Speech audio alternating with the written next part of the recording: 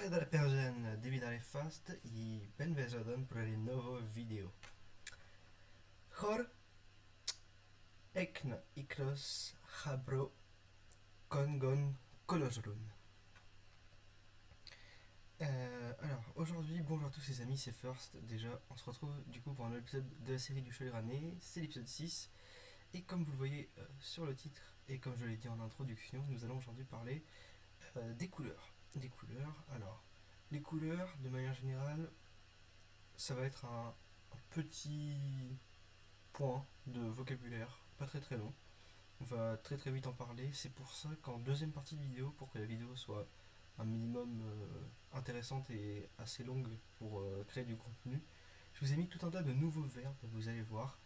Il y en a énormément, vous n'êtes pas obligé de toutes les apprendre maintenant, mais ils vous permettront d'utiliser déjà les premiers temps qu'on a vu dans les deux premières vidéos de conjugaison, donc le présent de l'indicatif et le présent du subjonctif, et les temps que nous verrons dans le futur, sans faux jeu de mots évidemment, les temps qu'on verra dans les prochaines vidéos. Et en parlant d'ailleurs de temps qu'on verra dans une prochaine vidéo, et ben, le prochain épisode parlera de l'impératif présent.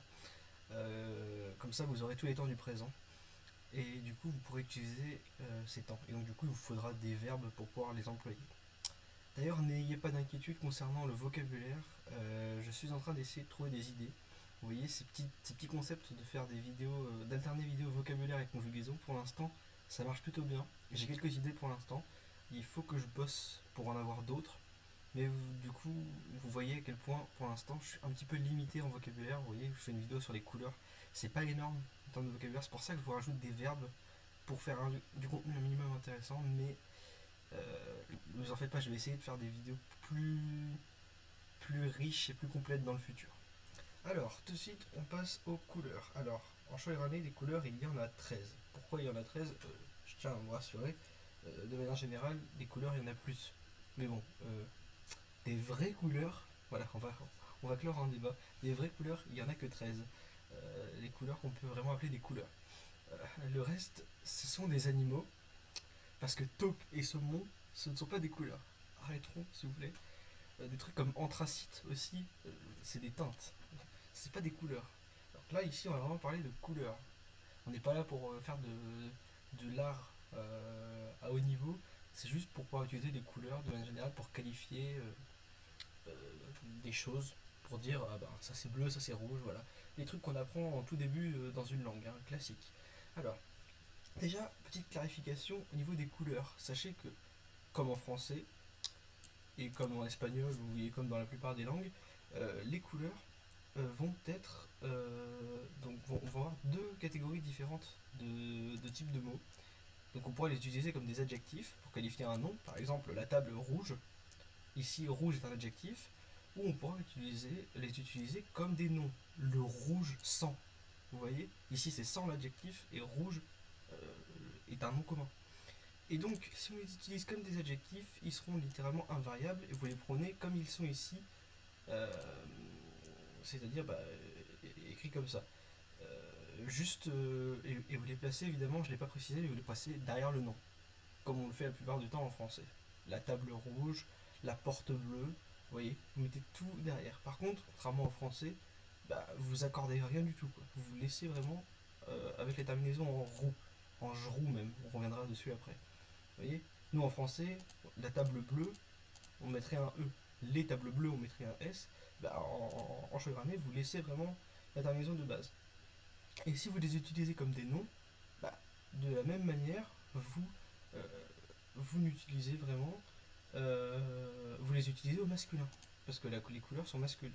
Voilà, sachez-le, le mot couleur de base est masculin, comme en espagnol, et toutes les couleurs du coup sont au masculin. Par contre, si vous utilisez, bon, ce sera plus rare qu'on les utilise en tant que nom, mais quand même, si vous les utilisez en tant que nom, et que du coup vous placez un déterminant devant, vous les accordez. S'il y en a un, vous laissez, euh, par exemple, le bleu, vous laissez go azojru. Par contre, si vous dites les bleus, vous voyez les bleus ciel, sombre et foncé, et bien là vous dites gon azujrun et vous l'accordez évidemment. Donc ici je l'ai mis invariable en tant qu'adjectif, mais évidemment masculin et variable, mais en nombre. s'ils sont utilisés en tant que nom. Donc j'ai pas précisé entre parenthèses pour éviter que vous vous embrouillez. La plupart du temps ils seront utilisés comme des adjectifs, donc la plupart du temps ils seront invariables. Mais si vous les utilisez en tant que nom pour utiliser vraiment la couleur et la qualifier, et ben là vous adaptez en fonction du singulier ou du pluriel, en fonction de si vous voulez juste parler d'un type de rouge, de bleu ou de jaune ou de n'importe quoi, ou de plusieurs types. Mais enfin, ça va plutôt de soi. Si vous dites les bleus, vous accordez bleu. Par contre, si vous utilisez bleu en tant qu'adjectif, peu importe si vous parlez d'une table ou de plusieurs, je ne sais quoi, de plusieurs bureaux, et ben voilà, vous n'accorderez pas si vous les utilisez en tant qu'adjectif. C'est plutôt pratique, ça évite d'avoir à se poser la question, oh là là, il faut que j'accorde, je mette un N, un A. Par contre, évidemment, vous mettez au pluriel quand vous utilisez en tant que nom. Alors les couleurs, vous allez voir, la plupart d'entre vous, si vous parlez un minimum espagnol, vous allez voir que c'est très très très inspiré de l'espagnol. Alors, ici on a le mot couleur, colorru. Alors, déjà je vais vous analyser tout ça. À la base, je voulais mettre comme mot coloro, K-O-L-O-R-O. Ça pose un problème évidemment, ça pose plusieurs problèmes. Ça pose déjà un problème du point de vue syntaxique shoirané. On ne peut pas utiliser de L en shoirané. Et je m'en suis rendu compte après. Et du coup, je me suis dit, je vais modifier évidemment, substitution classique de type japonais, on enlève le L, on met un R à la place, coup classique. Et du coup, je me suis dit, kololo, ça fait un peu bizarre.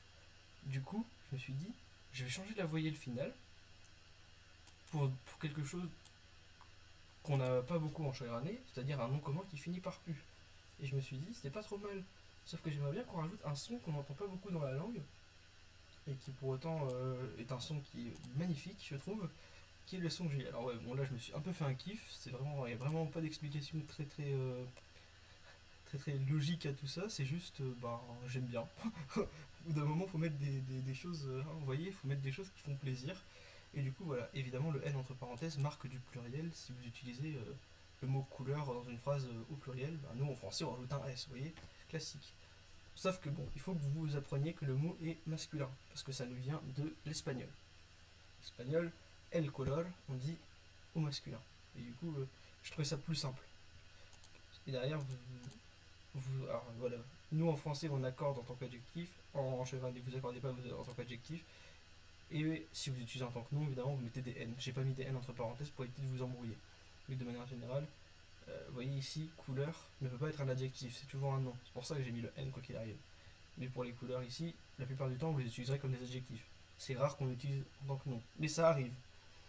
Alors, ben, les couleurs, le bleu, azougerou, le rouge, rogerou.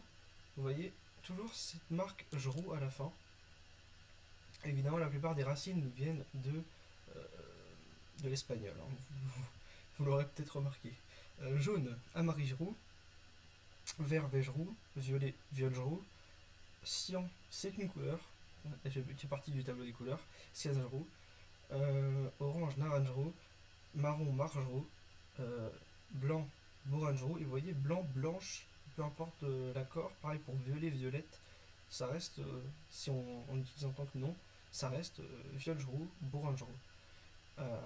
Pareil pour noir, neigerou, gorégerou pour gris, rosangerou pour rose, et beigerou, alors pour beige, ça c'est une couleur qu'on n'utilise que en français, mais bah, elle nous sert parfois et elle est considérée comme une couleur, pas comme une teinture ou comme un animal, comme je le disais au début de la vidéo. Donc voilà, vous voyez, pour les couleurs, c'est tout ce que vous avez à retenir. Hein. Vous apprenez les mots et vous les accordez si c'est des noms, vous les accordez pas si c'est des adjectifs. Puis après, ça dépend de ce que vous avez avant. Euh, voilà. Justement, non, ça dépend pas de ce que vous avez avant si on considère que c'est un adjectif. Parce que peu importe que ce soit un nom masculin singulier ou féminin pluriel, vous utilisez toujours ces formes-là. Par contre, si vous utilisez un déterminant pluriel et que vous utilisez ce mot comme un nom avant de mettre un adjectif, bah là vous mettez un N. Voilà, c'est tout ce que j'avais à dire sur les verbes. Les couleurs, pardon. Je m'embrouille. Du coup, comme la vidéo est un peu courte, je vais passer maintenant, parce que je vous disais en début de vidéo, les verbes. Alors je vais vous rajouter 59 nouveaux verbes. Plus d'ailleurs ça, on va en parler tout de suite. C'est beaucoup, je sais, 59, mais au moins vous allez voir vraiment beaucoup de verbes je vous rassure, c'est vraiment pas des verbes.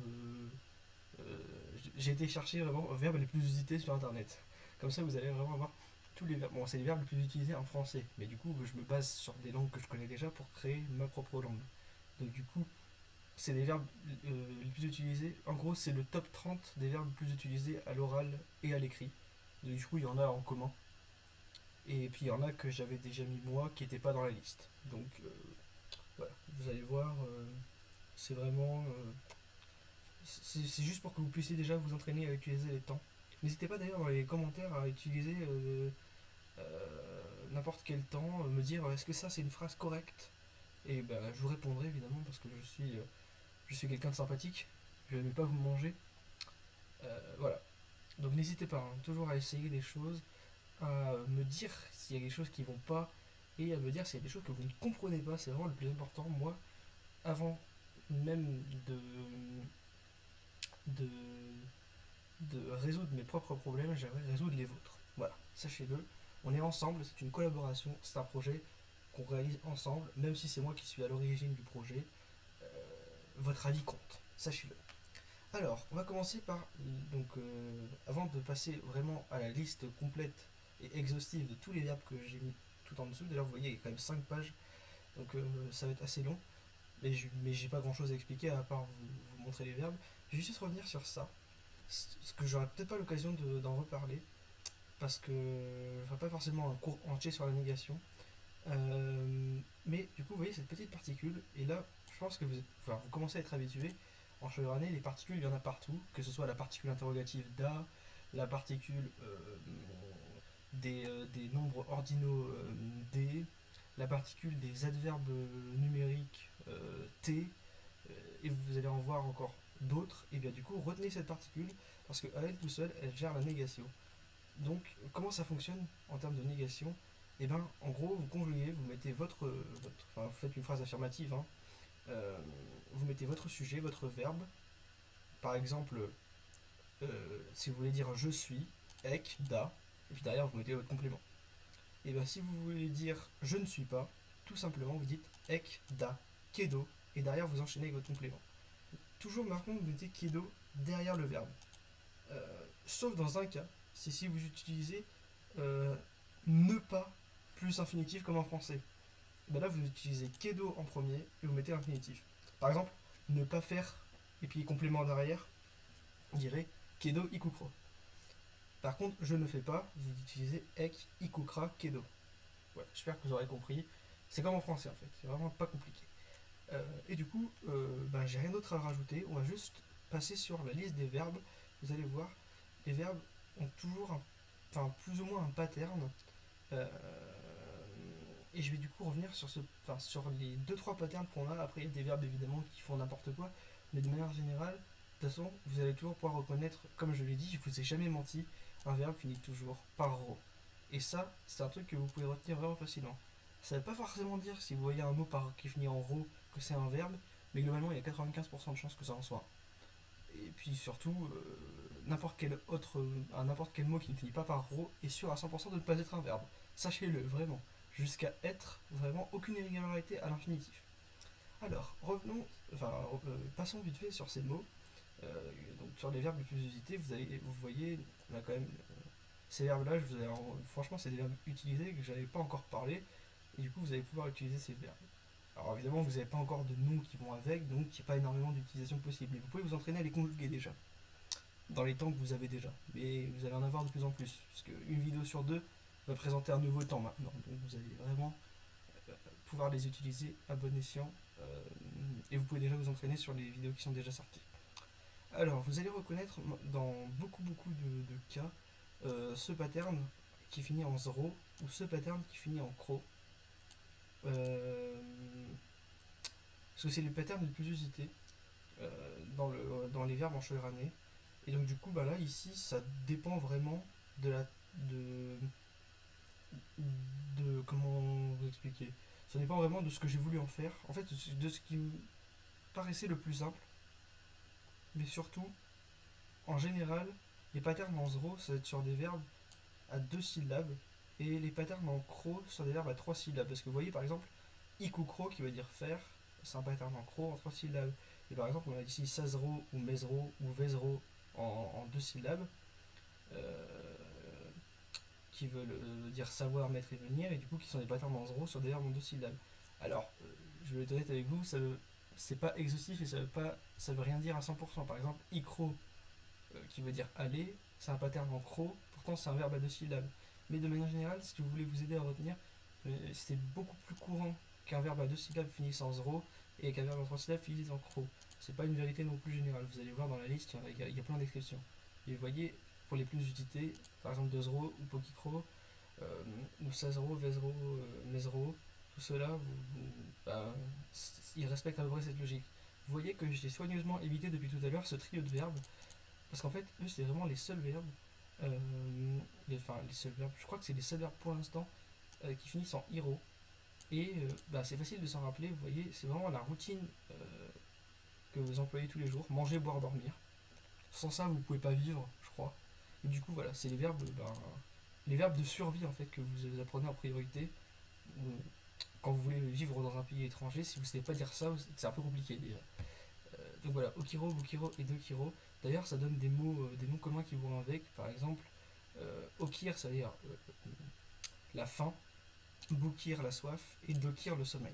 Vous voyez, ça va avec, ça va de pair.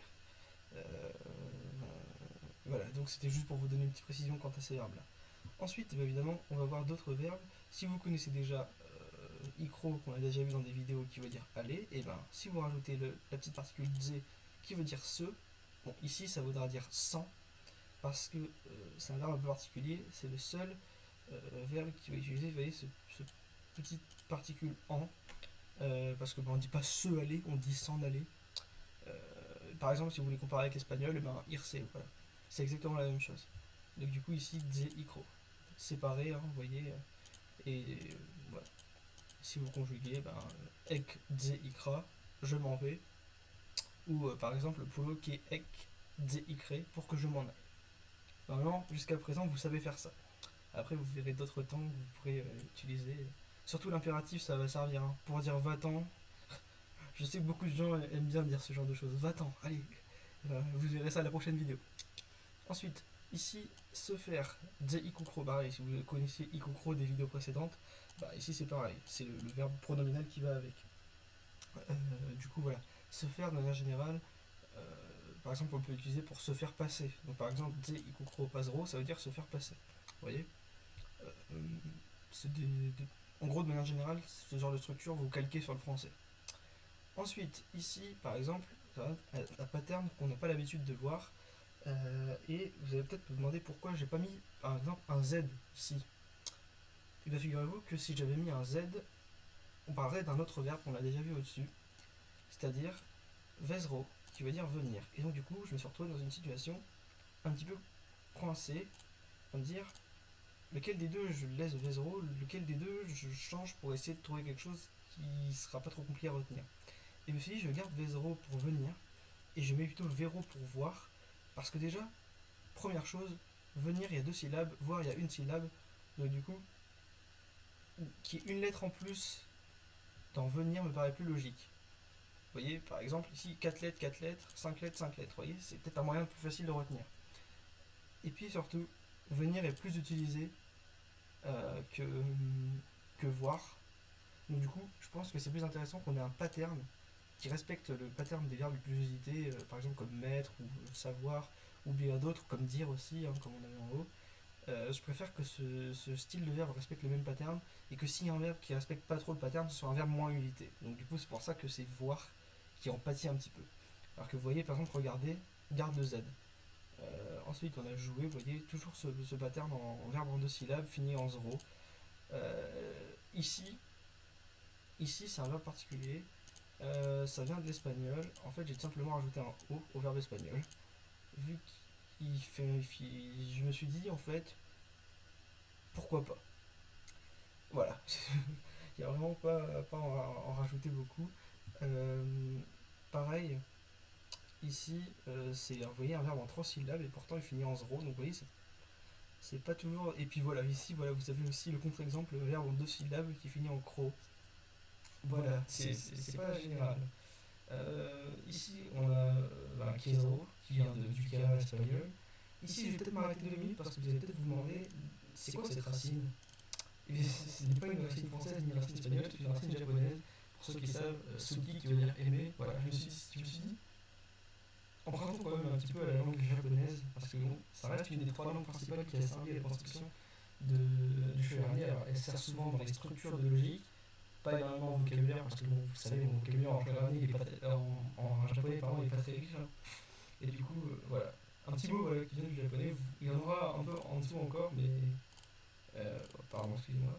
Il y en aura encore un petit peu en dessous, parce que j'en ai laissé quelques-uns, mais de manière générale, voilà, c'était juste pour faire un petit clin d'œil au japonais. Voilà, pareil ici, Sozoro. Alors, pareil, si vous vous rappelez au début, en haut, il y avait, si je dis pas de bêtises, Sazoro qui veut dire savoir, c'est ça. Ici, on a du coup Sozoro qui veut dire sortir. Et si je dis pas de bêtises, il y en a un autre en dessous, vous allez voir. Donc, du coup, faites attention quand même avec vos voyelles. Vous changez le sens d'un mot en une lettre. Vous faites très gaffe. Pareil, pour, comme je disais, pour Vero et Vesero, faites très gaffe. Faites vraiment très gaffe à pas utiliser de mauvais verbes. Ce serait con. Pareil, Pedro et Crero, ça vient de l'espagnol. Andro, pareil. Corro, et on en reparlera, Morro. En fait, il faut que vous sépariez le verbe en deux et que vous prononciez les deux R dans 2 syllabes séparées. Corro et morro. Vous ne pouvez pas juste dire corro et morro. Vous voyez, ça fait un peu nul. Il y a vraiment 2 syllabes en fait dans le verbe. Et ces 2 syllabes sont coupées entre les deux R.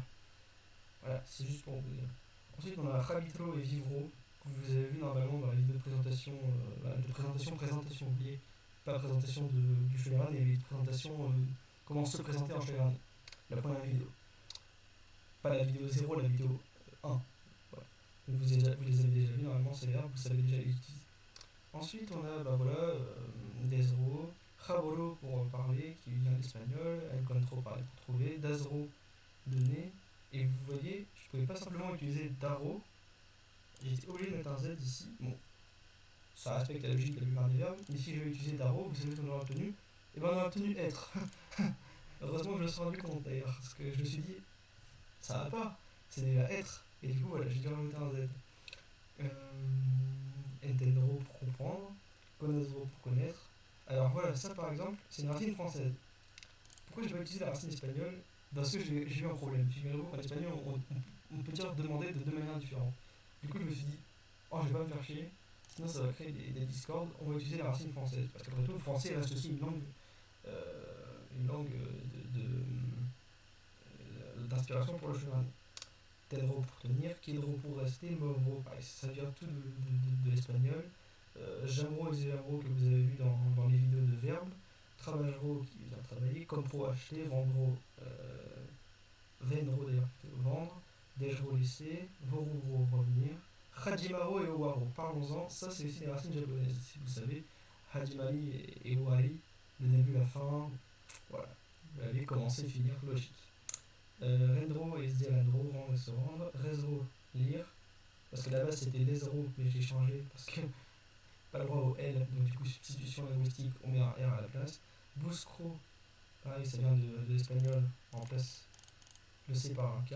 Espesro, attendre. Ganro et perdro, j'ai rien à expliquer, hein. Gagner et perdre. Centro, sentir. Cairo, qui vient évidemment du Caire espagnol, tomber. Segro, suivre. Voruro, attention, voruro, voler, dans les deux sens de voler. Hein. Voler, commettre un vol, ou voler l'oiseau, vous voyez, du vol.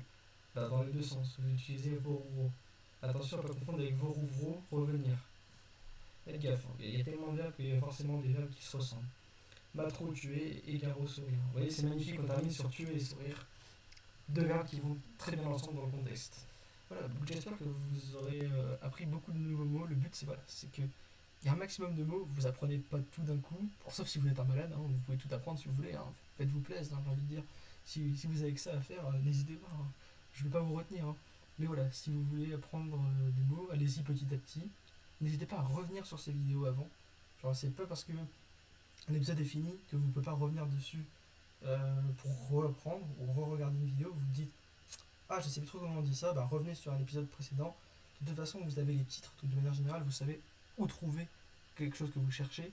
Si vous avez un problème de conjugaison, vous allez sur l'épisode de conjugaison. Si vous avez un problème de vocabulaire, vous allez sur l'épisode de vocabulaire adéquat. N'hésitez vraiment pas à vous servir des vidéos. C'est pas des outils temporaires, c'est vraiment tout. En plus, euh, dès que je sors la vidéo, je la mets dans la playlist. Donc voilà, si vous avez vraiment besoin de retrouver une vidéo et que vous ne la retrouvez pas sur ma chaîne, vous allez dans la playlist du Shoyrané, vous pourrez la retrouver facilement.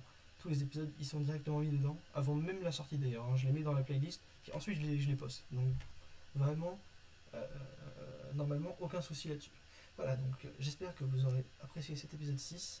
N'hésitez pas à laisser votre avis en pouce bleu, en commentaire, à vous abonner si ce n'est pas encore fait, c'est très important, et à partager à vos amis si s'ils sont intéressés par le concept. N'hésitez pas à leur en parler. Voilà, sur ce, moi j'ai rien à vous dire de plus. On se retrouvera demain pour une review, si jamais vous suivez la série des animés. Une review très intéressante d'ailleurs, je vous invite à aller la voir. Sinon, si vous n'êtes pas intéressé par les animés, on se retrouve dans 2 jours pour le prochain épisode sur le Shoyrané, l'épisode 7, qui parlera, comme je vous l'ai dit, de l'impératif présent. Allez, salut à tous!